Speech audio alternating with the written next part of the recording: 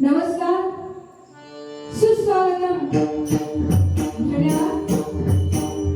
सर्वप्रथम 14 विद्या 64 कलांचा अधिपती गणपती गजाननाला माझ्या श्री स्वामी समर्थांचरणी नतमस्तक होतो. श्रीदेव धनी केदारलिंगाचरणी नतमस्तक होतो. आज विसर्ग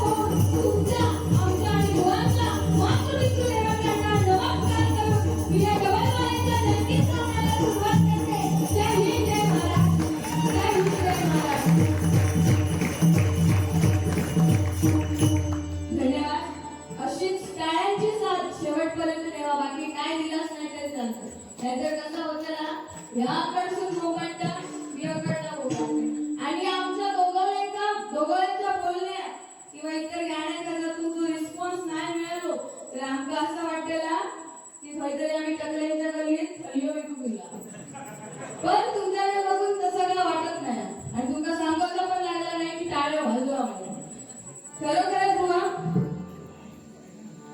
स्वर्ग काय आपण बघितला नाही. या ठिकाणी आल्याच्या नंतर अतिशय उत्कृष्टपणे आमचं स्वागत करण्यात आलं. जेवण तर भारी सुद्धा भाजी तर बुवा मला लय आवडली. खाल्लंच की नाही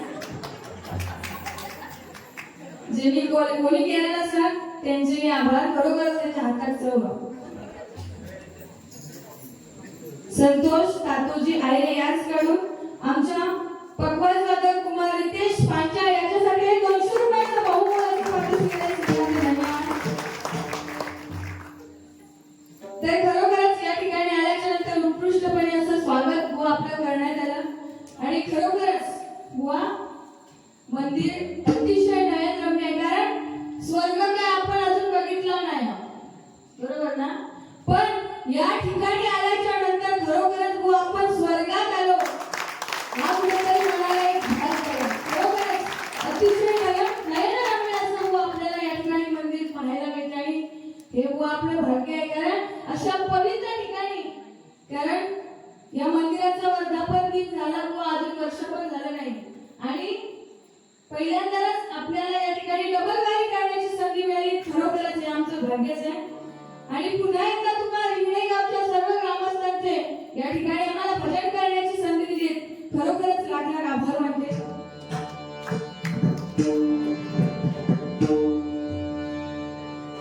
पण खरोखरच बघा अतिशय उत्कृष्ट अशी सुरुवात बुवांनी केली. या भव सागरामधून आपल्याला तारून जायचं असेल तर सदैव आपल्या मुखात त्या परमेश्वराचं नामस्मरण असायला पाहिजे. कारण आज तुम्ही या ठिकाणी कुठलाही कार्यक्रम ठेवू शकला असतात पण आज तुम्ही फक्त आणि फक्त भगवंताच्या नामस्मरणाचा मार्ग स्वीकारलाय आणि खरोखरच या भजनासाठी आपण वर्षभर आपण कष्ट करून मिळवलेला पैसा हा देवाच्या नामस्मरणासाठी तुम्ही खर्च करताय. खरोखरच तुमचा केवढा उदात्त हेतू आहे. या पाटील गावासाठी एकदा जोरदार टाळ्या झाल्याच पाहिजे. कारण भवसागरामधून जर आपल्याला तारून जायचं असेल तर सदैव आपल्या मुखात त्या भगवंताचं नाव असायला पाहिजे. कारण हा एवढा चांगला देह आपल्याला घडवलाय भगवंताने दिलाय आणि या माणसाचा जन्म घेऊन जर आपण नावच घेतलं नाही देवाचा तर तो काय म्हणतो. कारण जर आपल्याला कोणी बक्षीस दिलं आणि आपण जर तसा ठेवला बाजू करून तर तो बक्षीस देणारा काय म्हणतो किती बुवाय म्हणला या एकाकडे 100 रुपये दिलं साधा माझं नाव पण घेतला नाही. मग एवढं माणसाचं जन्म एवढं चांगला घडवलं आपल्याला त्याचं जर नावच आम्ही घेतलं नाही तर तो काय म्हणतो. म्हणून सदैव आपल्या मुखात त्या भगवंताचं नाव असायला पाहिजे. म्हणून काय म्हणतो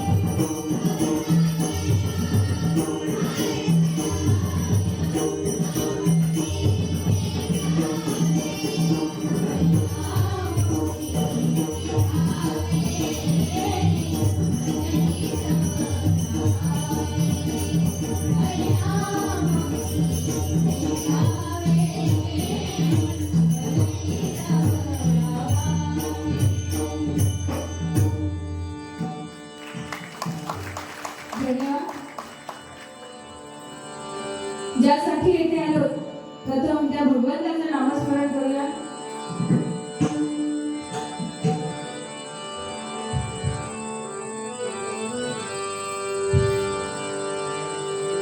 बुवाने सांगितल्याप्रमाणे नवरात्र उत्सव दरवर्षी 9 दिवस असतात, पण या वर्षी 10 दिवस आले. बुवाने सांगितलं की 9 दिवसात 9 रंगाच्या साड्या नेसतात, बायका मागतात आपापल्या नवऱ्याकडे.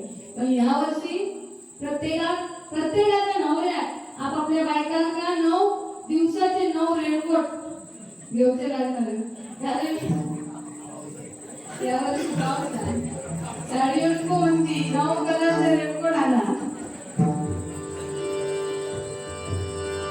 कारण खरोखरच या 9 दिवसामध्ये आपल्या नवदुर्गेने बुवाने सांगितल्याप्रमाणे ती रक्ताने घाली त्या महिषासुराचा वध केला. कारण आज बुवा स्त्री पुरुषाच्या खांद्याला खांदा लावून प्रत्येक क्षेत्रामध्ये वावरते, कुठल्याही क्षेत्रात ती मागे नाही.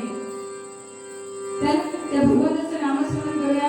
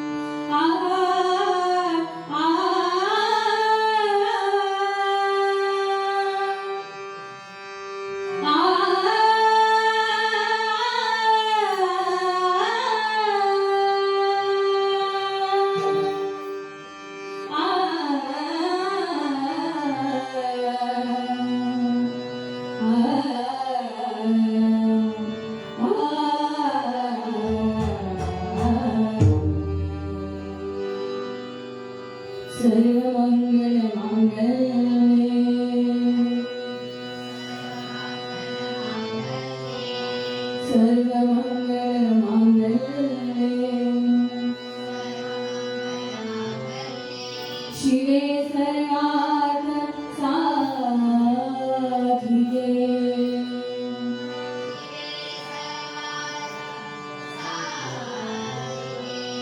शिवे सर्वार्थ साधिके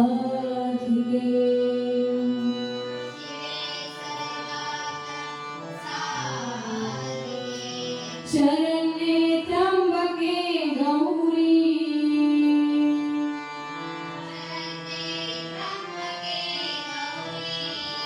शरण्ये त्र्यंबके गौरी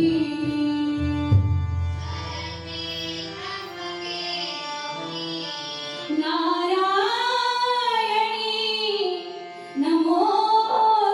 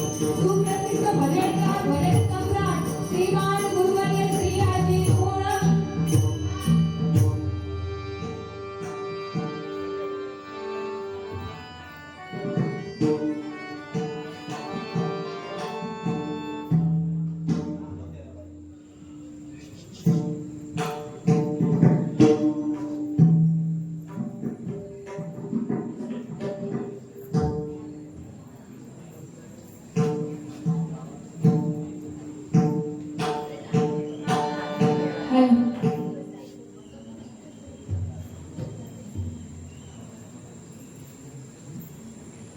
सन्माननीय रामदास पांचाळ गुरुजी यस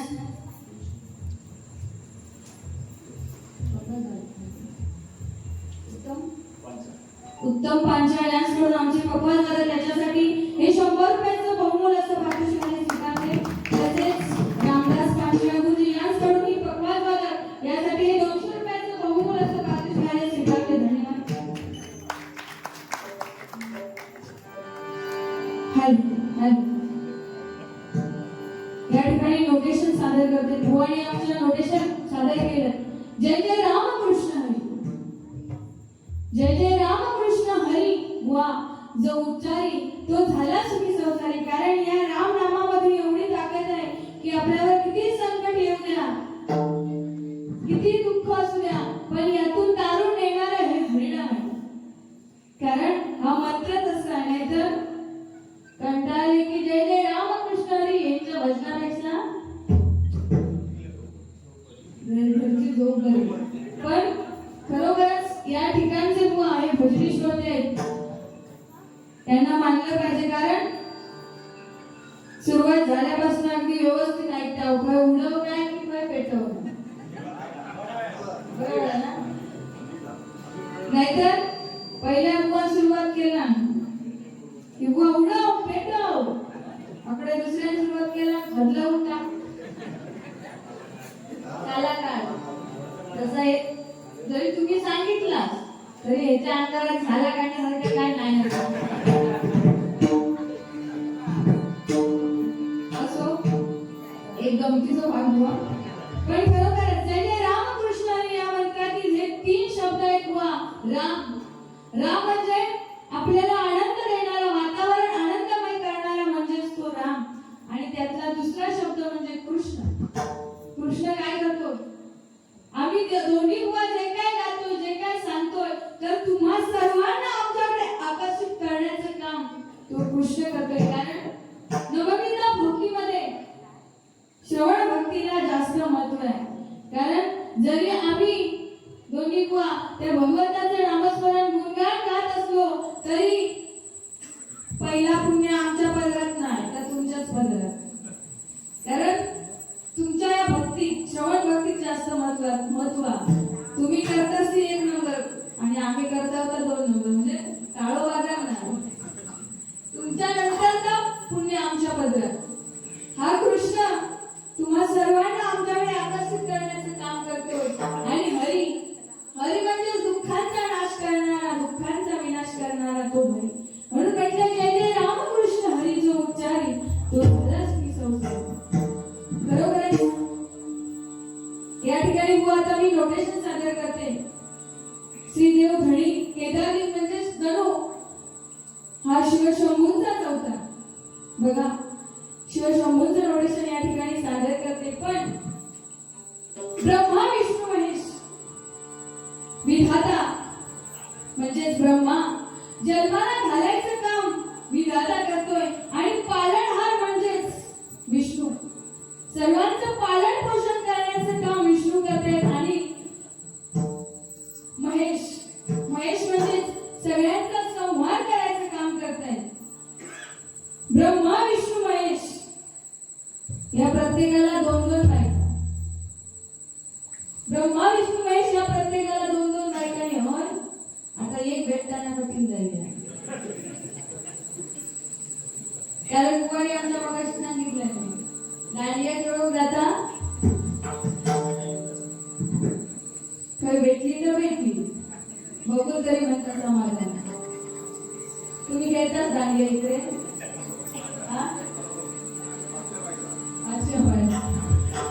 आता होत्या काय हो कधी ज्यांची झाली नाही त्यांना विचारतं. कारण कुवारी सांगितलं खरोखर असं. कारण आजकाल गाववाल्यांना कोण विचारत नाही, बरोबर ना?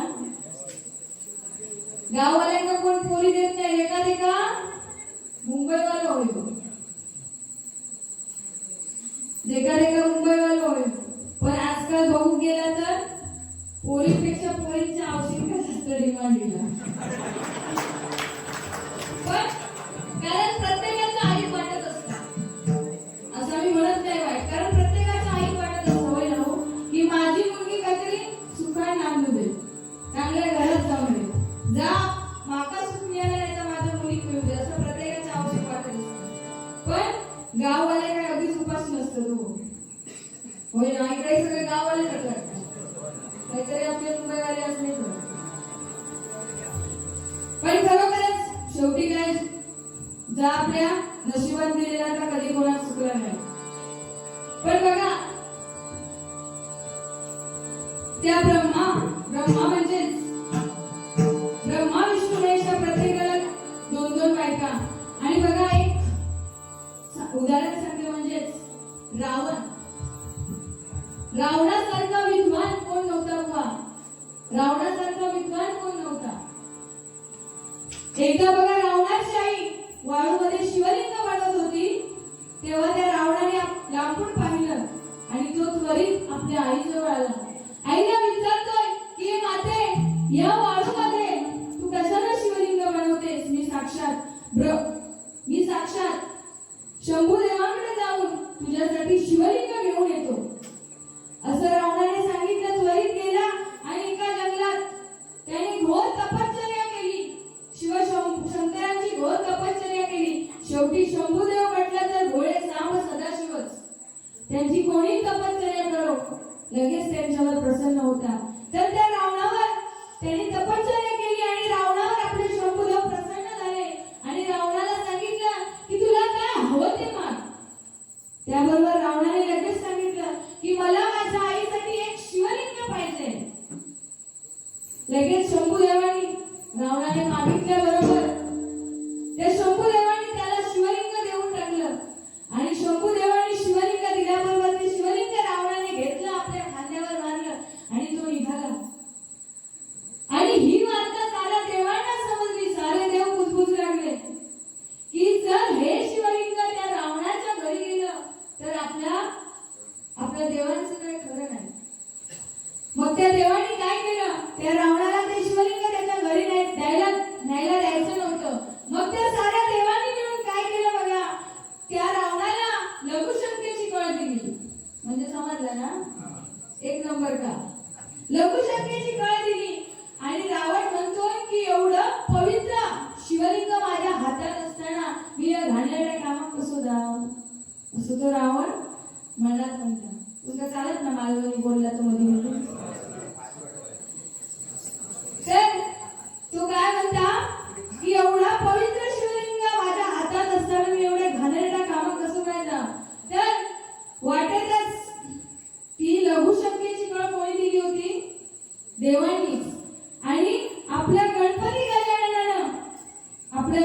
गजाननानं गुराख्याचं रूप घेतलं आणि ज्या वाटेवरून रावण येणार त्या वाटेवरती आपला गणपती बाप्पा म्हणजेच गुराख्याच्या रूपात त्या ठिकाणी उभा राहिला होता. आणि रावण आला, त्या गुराख्याला पाहिलं आणि सांगितलं की हे गुराख्या, की मी बाहेरून जरा जाऊन येतो, तोपर्यंत मी जाऊन येईपर्यंत हे शिवलिंग तुझ्या हातात तसंच धरून ठेव. त्याने ते शिवलिंग आपल्या गणपती बाप्पाच्या हातात दिलं आणि रावण लघुशंकेला निघाला. आणि ज्यावेळी रावण लघुशंकेवरून आला, ज्यावेळी गणपती बाप्पाच्या हातात ते शिवलिंग आल्याबरोबर गणपती बाप्पाने काय केलं, ते शिवलिंग तिथेच खाली जमिनीवर ठेवलं. पण ज्यावेळी रावण लघुशंकेवरून आला आणि ते शिवलिंग जमिनीवर ठेवलेलं पाहून त्याने आपल्या डोक्यावर हात मारून घेतला. कारण ज्यावेळी शंभूदेवांनी ते शिवलिंग त्या रावणाला दिलं तेव्हा काय सांगितलं होतं की हे शिवलिंग तू ज्या ठिकाणी ठेवशील त्या ठिकाणी त्याची स्थापना होईल. पण ते शिवलिंग त्याला ते घरी न्यायचं होतं, त्यांनी ते उचलण्याचं आपल्या ताकदीच्या बळावर रावणाने आपल्या ताकदीच्या बळावर ते शिवलिंग उचलण्याचा प्रयत्न केला. पण त्याला ते काही उचले ना. तो एवढा बलशाली रावण, त्याने ते एवढं ओढलं, ते शिवलिंग एवढं ओढलं की त्या शिवलिंगाचा आकार गायीच्या कानासारखा झाला. म्हणून आज ते क्षेत्र गोकर्ण महाबळेश्वर असं म्हणून ओळखले जाते. कारण ते शिव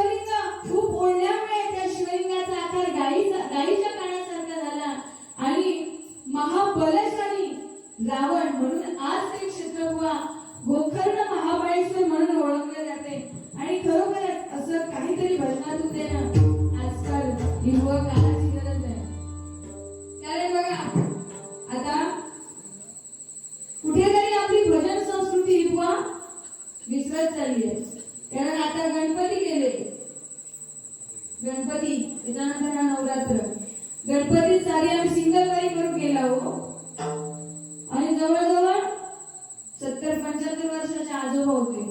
मी रुपावली म्हणजे नोटेशन झालं, रुपावली सुरुवात करूच्या आधीच काका सांगतो म्हणजे गेला हो गणपतीच्या भजनात, घरात गणपती आणि या आजोबा सांगतात ओ बुवा गुलाबी साडी गाणं म्हणा. म्हणजे खय आपली भजनाची संस्कृती. एखाद्या लहान पोरात जायला नसतं तर ठीक आहे, म्हणजे या वयात आजोबांना काय म्हटलं सुचता. पण खरोखरच या वर्षी बघितलास तर आपल्या गणपती बाप्पा बरोबर घरातली सगळी भांडी कुंडी सुद्धा खुश होती, होय ना. कारण रोज नाही हो आम्ही भांड्यांची आदळ आपट करणारी बायका रोज ते कटकलेर घेऊन नाचत होता. आपले काय तुम्ही नाही नाचला. माझ्या डोईवरी भरली घागर रे, भरली घागर रे, गाणं रस्त्याला नकोस रे. मी म्हणते गाणं काय हा, माझ्या डोईवर भरली घागर रे. आणि तो कळशी घेतलास तर ठीक आहे, घरात ताटा चमचे कचऱ्याचे भांडे वाढवणी सगळं घेऊन आपण म्हणजे जा काय भेटत त्या घेऊन नाचत होते. याच्याखाली त्या गणपतीच्या नामस्मरणातला अर्थ काय, जर आपले फुगडे बिगडे घालते तर एक गोष्ट ठीक होती. पण शेवटी हे बुवा कलियुग आहे. पक्वाची चाटी साफ करा तुमची.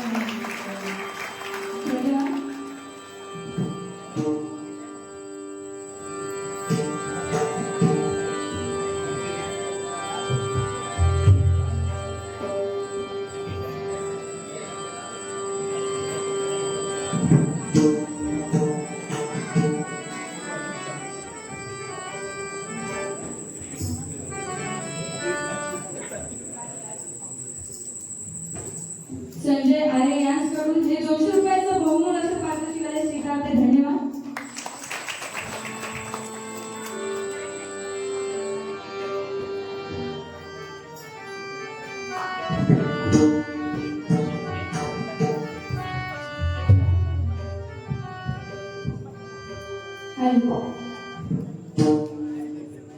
या ठिकाणी रूपाचा धनाचा अभंग सादर करते. कारण रूपाचा धनाचा अभंग हा या भजनामध्ये झालाच पाहिजे. कारण बघा, तो भक्त पुंडलिक त्याने दाखवून दिलं. त्या भक्त पुंडलिकाने पण भक्त पुंडलिक असा होता, आई बापाच्या काळात दोरी आणि वायलेचा घेतला खांद्यावर.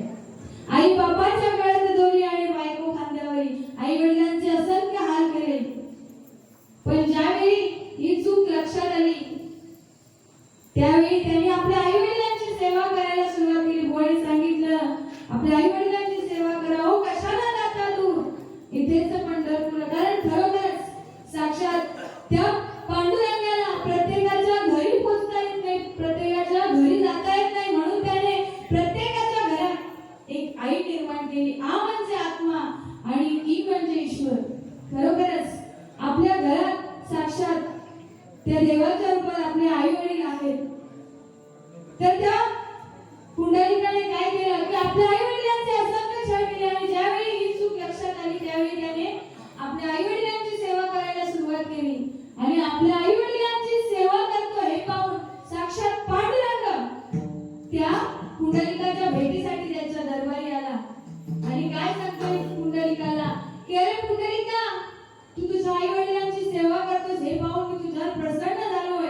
तुला काय हवं ते माग. पण त्यावेळी तो पुंडलिक आपल्या आई वडिलांच्या सेवेत इतका तल्लीन झाला होता. शेजारीच असलेली वीट त्याने त्या विठ्ठलासमोर भिरकावली आणि सांगितलं विठ्ठलाला की अरे पांडुरंगा, विठ्ठला, मी ह्या वेळेला माझ्या आई वडिलांची सेवा करतोय. तुला थांबायचं असेल तर या विठेवरती उभा राहा. मी माझ्या आई वडिलांची सेवा पूर्ण झाली की तुझ्याकडे बघेन. त्यापासून आपला पांडुरंग त्या विठेवरती उभा आहे. पण बघा, त्या विठेला 6 बाजू आहेत. काम, क्रोध, मोह, लोभ, दंभ, संशय आणि चित्त या साऱ्या त्या पांडुरंगाने आपल्या पायाखाली गाडलाय. आणि निस्वार्थ मनाने तो आपल्या भक्तांसाठी त्या विठेवरती उभा आहे.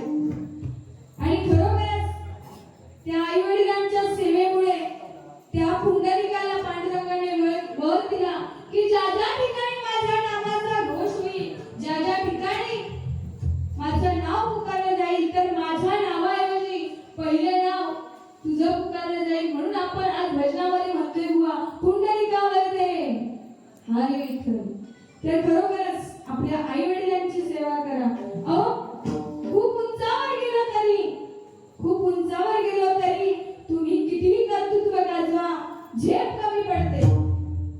कारण आम्ही लहान असताना आज आपण मोठेपणी काय काय डॉक्टर, इंजिनियर असे मोठमोठे झाले. पण किती मोठे आपली झेप कमी पडते. पण आईने कडेवर घेतल्यावरच आपली उंची वाढते. कारण लहानपणी आपण सगळे आपल्या मुलांना आपल्या कडेवर घेत आहोत. समोर काय वस्तू असली तर दाखवूसाठी ते बघ बाळा. पण त्यावेळी आपल्या आईपेक्षा आपली उंची वाढलेली असते. पण त्या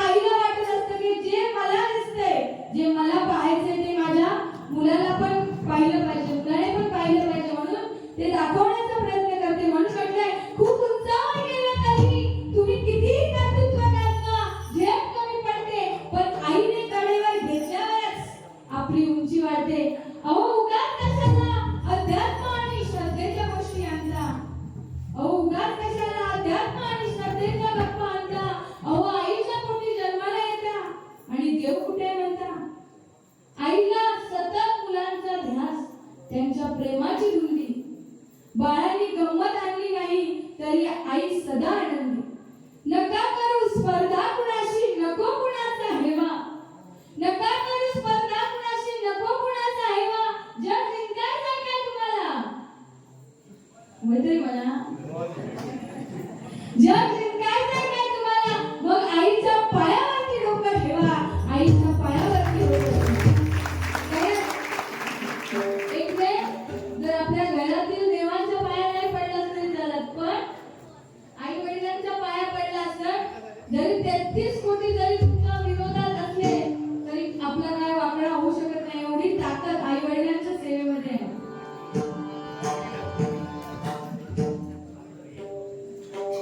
सचिन लाड यांच्याकडून पकवाज वादक कुमार रितेश पांचाळ यासाठी हे 200 रुपयाचं बहुमूल्याचं पारितोषिक आहे. धन्यवाद. या ठिकाणी रूपाचा धण्याचा अभंग सादर करते.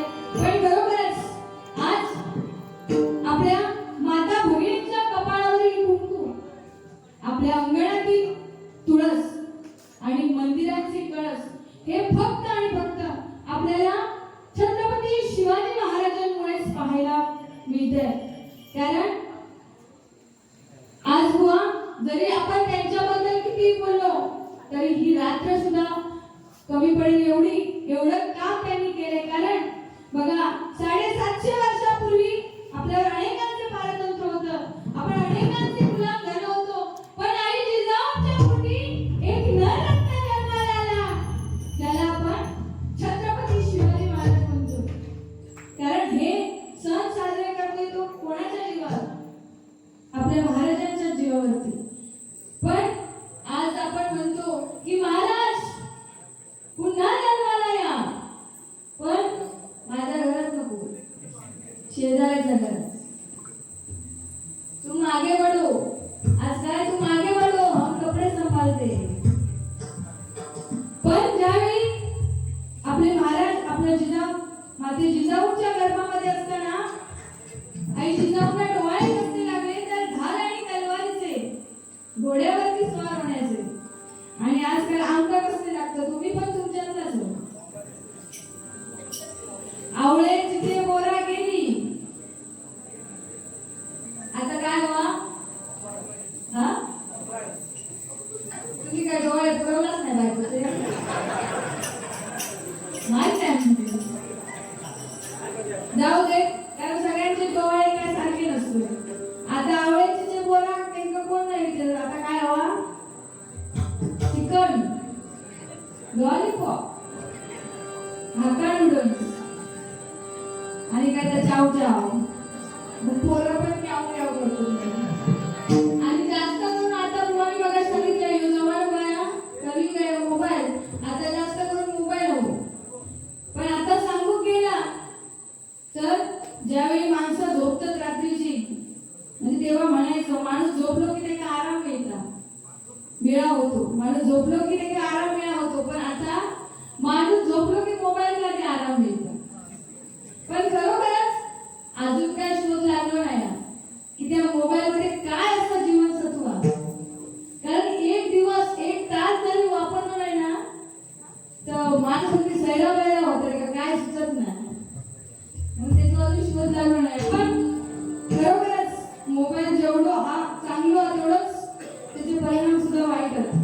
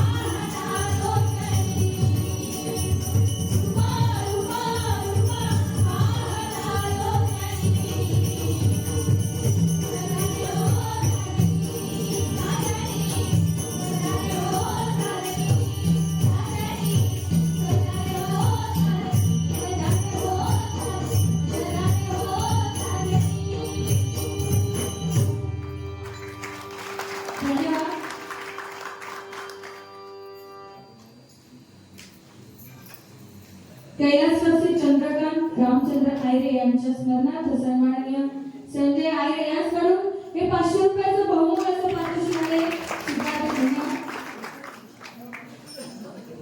तसेच त्रिशिका वैभव आयरे यांच्याकडून हे 500 रुपयाचं बहुमूल्याचं पारितोषिक स्वीकारण्यात येणार.